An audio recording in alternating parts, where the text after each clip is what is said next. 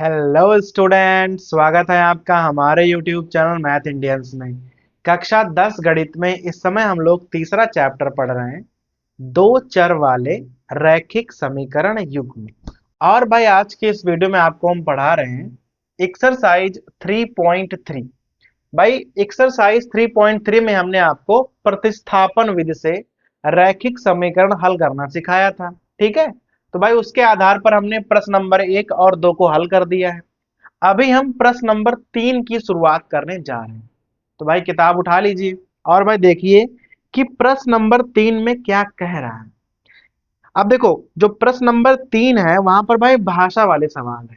कह रहा है कि निम्न समस्याओं में रैखिक समीकरण युग्म बनाइए और उनके हल प्रतिस्थापन विधि से आपको ज्ञात करने हैं। और भाई देख लो कि प्रश्न नंबर 3 में कुल मिलाकर 6 खंड हैं। तो अभी आपको हम यहाँ पहला खंड बताने जा रहे हैं। भाई पहले तो आप पूरी भाषा को ना बहुत अच्छे से पढ़ेंगे।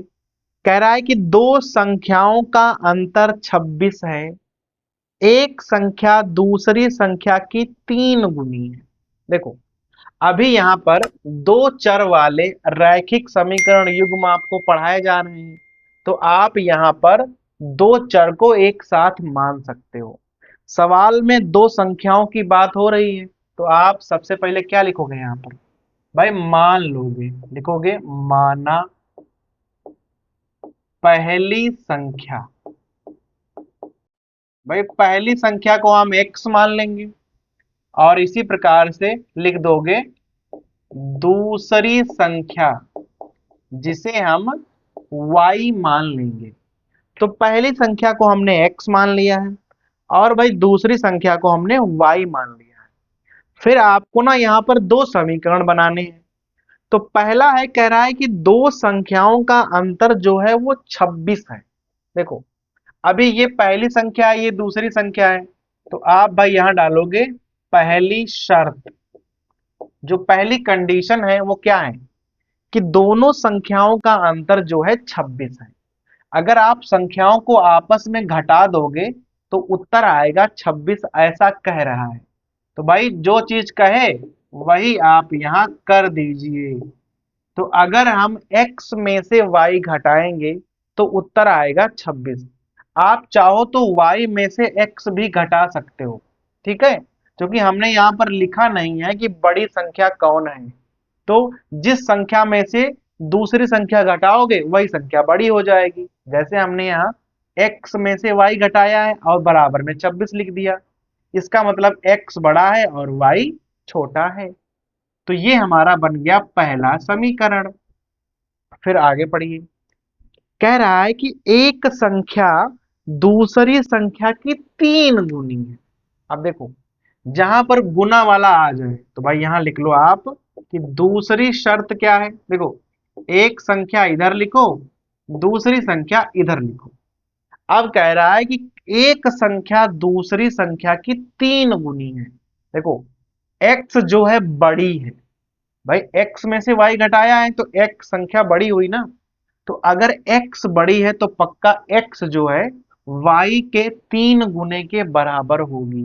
तो जो x को है y के 3 गुने के बराबर आप कर दीजिए। यहां पर क्या बन जाएगा? x बराबर 3y। और इसे आप समीकरण नंबर 2 डाल दीजिए। क्लियर हो गया? भाई पहली शर्त थी कि संख्याओं का अंतर 26 है। तो हमने पहली संख्या में से दूसरी संख्या घटा दी, बराबर में 26 लिख दिया। फिर कह रहा है कि जो बड़ी संख्या है वो छोटी संख्या की 3 गुनी है। तो हमने x को 3y के बराबर कर दिया। ठीक है, दो समीकरण आपके पास है। प्रतिस्थापन विधि का प्रयोग करना है और भाई यहां से आपको ना इसका हल ज्ञात करना होगा। करते क्या है हम? किसी भी एक समीकरण से आप x या y का मान निकाल लीजिए। तो भाई देखो, यहाँ पर पहला चूंकि सवाल है भाषा वाला, तो काफी सरल दिया है उन्होंने। यहाँ पर हमें x का मान पहले ही पता है। तो हम यहाँ लिखेंगे कि भाई समीकरण सेकेंड में x बराबर 3y हमें पहले से मालूम है। तो समीकरण ही कुछ इस प्रकार से बना है कि वहां x की वैल्यू आपको पहले ही मालूम है कि 3y के बराबर है, तो वैल्यू आपको निकालनी नहीं पड़ी। समीकरण ही कुछ ऐसा था कि सीधे हमें वैल्यू पता ही चल गई है। समीकरण 2 में पता चली है तो रखना पड़ेगा 1 में, तो यहां लिखेंगे x का मान समीकरण फर्स्ट में रखने पर। अब देखो समीकरण आप फर्स्ट को दोबारा लिख लो, x माइनस वाई बराबर 26। अब क्या करोगे, जहां x लिखा है अब की बार उसे x नहीं लिखोगे, x की जगह पर 3y लिख दोगे। तो जहां जहां x लिखा हो वहां वहां आप 3y लिख दो और बाकी सबको ऐसे ही उतार दो। तो अब आप देखोगे ना कि पूरा समीकरण केवल y में बन गया है, जिससे आप हल करके ना y का मान निकाल सकते हो। 3y में से y जाएंगे तो 2y बराबर हो जाएगा 26, तो y बराबर 26/2। भाई भाग कर दोगे तो आ जाएगा 13। देखो y का मान एक ही बार में आ गया। जैसे ही y का मान आ जाए तो आप वो जगह ढूंढो जहां आपने x का मान निकाला था, बस वहां मान रखना है। लिख दो x बराबर 3y आपने मान निकाला था, y का मान है 13, तो x बराबर 3 × 13, तो भाई x का मान आ जाएगा 39। तो जो हमारी पहली संख्या है वो कितनी आ गई, वो आ गई 39, और जो हमारी दूसरी संख्या है वो कितनी आ गई 13। अब देखो जो हमारी बड़ी संख्या है वो छोटी संख्या की 3 गुनी है, साफ साफ लग रहा है, 13 तिया 39। तो एक शर्त तो यहां पूरी हो गई। फिर कह रहा है कि संख्याओं का अंतर 26 है। अगर आप इन दोनों को आपस में घटा दो तो भाई देख लो कि क्या 26 आएगा, तो 39 में से 13 घटाओगे तो 26 ही आएगा। अर्थात आपका सवाल एकदम सही लग गया है। तो ऐसे आप आंसर को चेक भी कर सकते हैं। क्लियर है भाई? तो ये हो गया हमारा प्रश्न नंबर 3 का पहला खंड। अब भाई इसका दूसरा खंड पढ़िए। पहला खंड तो हो गया, अभी भाई दूसरा खंड पढ़ लो। क्या लिखा हुआ है, दो समपूरक कोणों में बड़ा जो कोण है वो छोटे कोण से 18 डिग्री अधिक है, तो भाई उन्हें आपको ज्ञात करना है। ठीक है, तो पहली बात तो उसने बोली है कि भाई हमारे पास दो संपूरक कोण हैं, तो आपको भाई पहली बात संपूरक कोणों के बारे में जानकारी होनी चाहिए कि संपूरक कोण होते क्या हैं। तो भाई ऐसे दो कोण जिनका योगफल 180 हो उसे हम कहते हैं संपूरक कोण। ठीक है, तो अभी कह रहा है कि भाई जो बड़ा कोण है वो छोटे वाले से 18 ज्यादा है। तो पहले मान लो, आप लिखेंगे माना, बड़ा छोटा करके मान लो, बड़ा संपूरक कोण, बड़े वाले को हम x मान लेंगे और भाई यहां लिख देना छोटा संपूरक कोण क्या हो जाएगा y मान लो। आप दो चर आप मान सकते हो, तो हमने बड़े वाले को मान लिया x है भाई, छोटे वाले को मान लिया y। तो संपूरक कोण की जो पहली शर्त होती है वो भाई ये होती है कि इनका योगफल जो है वो 180 डिग्री होना चाहिए, तभी वो संपूरक कोण बोले जाएंगे। तो पहली शर्त में आप क्या करोगे, x प्लस वाई बराबर 180 कर दोगे और उसे समीकरण नंबर 1 डाल दोगे।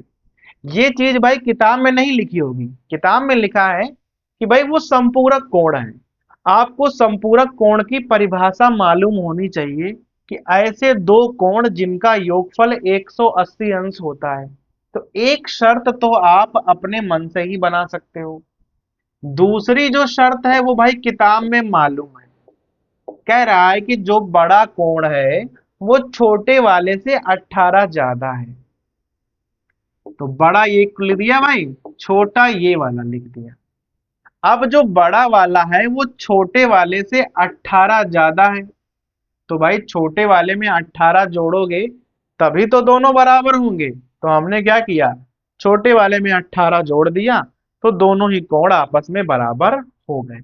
यहां से एक समीकरण आपके सामने आ गया। समीकरण कुछ इस प्रकार से बना है कि यहां सीधे आपको x का मान पता है। x का मान क्या है, y प्लस 18, डायरेक्ट वैल्यू पता है। ठीक है, तो यहां आप लिखोगे समीकरण सेकंड में x का मान क्या मालूम है आपको, y प्लस 18। समीकरण ही कुछ ऐसे बन गया है पिछले सवाल की तरह कि आपको x की वैल्यू निकालनी नहीं पड़ रही है, सीधे वैल्यू पता ही है। नंबर 2 में पता है तो नंबर 1 में आपको रखना पड़ेगा। यहां लिखोगे x का मान